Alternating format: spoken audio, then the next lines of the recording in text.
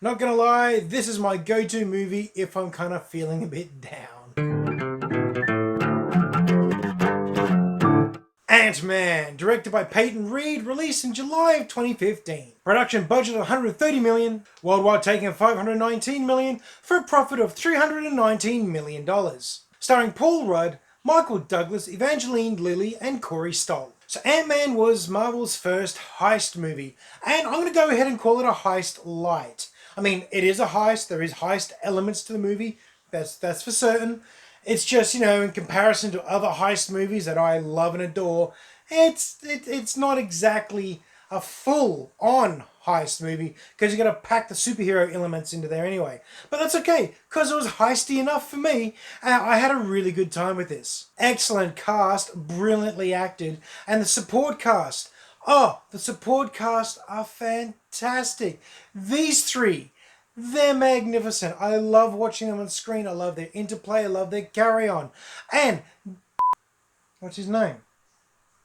And Luis. Luis is the best. He has the best style of storytelling, and everyone who's seen this movie, no matter what you think of everything else, everyone loves when he goes into story mode and he's telling his version of things, and it cuts to all the other actors miming his style of talking and his mannerisms. It's fantastic. Apparently he doesn't do comedies very often. Like, this is one of his first comedies. Like, really? Seriously?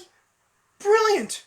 Yeah, Michael Douglas is great. Paul Rudd is great. Evangeline Lilly is great. Corey Stoll is great. They're all great. But let's focus on what this movie is all about.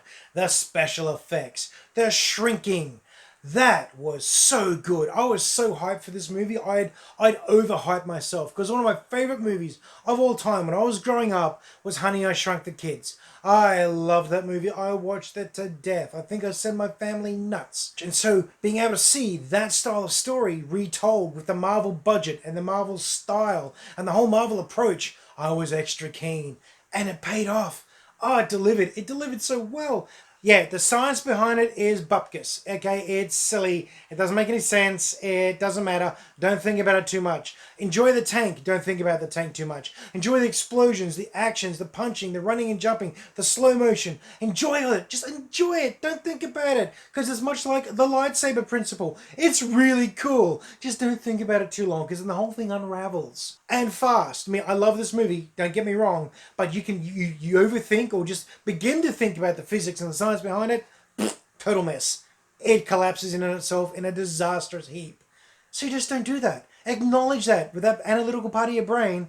Just move along. Enjoy the cool music, the cool special effects, the heist. It's just something else. This was a very fun, well put together, very nicely directed movie. And I, for one, thoroughly enjoyed it. Now, there was some controversy at the beginning because the fan favorite, world famous director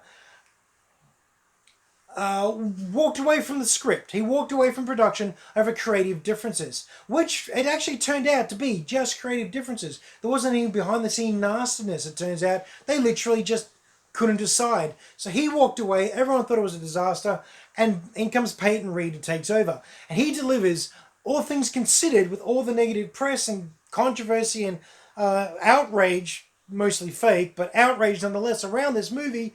He did pretty good. They crossed the 500 million mark worldwide. Not bad at all. The style, the pace, and the humor all work extremely well together. Not to mention the script.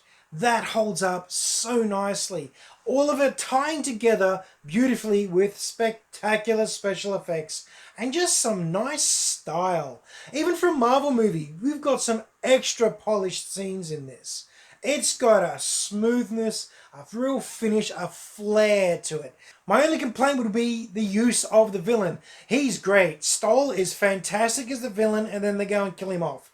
I'm not happy about that. I reckon they could have kept him around to be a brilliant carry-on. They might be bringing him back. There is a way they could bring him back. If you've ever read the comics and you understand the whole microverse thing, the whole quantum realm, there's a good chance that they could bring him back. He'd just be very messed up and very, very unhappy, which is a good way to do the villain thing. It tied into the bigger universe twice, but on the whole was its own little standalone movie, and I appreciated it on pretty much every level. But me personally, it's one of my favorites. Here it is, up at the second from the top. As usual, I'm out of time, but that's my review of Ant-Man. I loved it. If you haven't seen it, go see it. As usual, hope you're having a great week. Make some time to watch a movie, and I'll catch you later.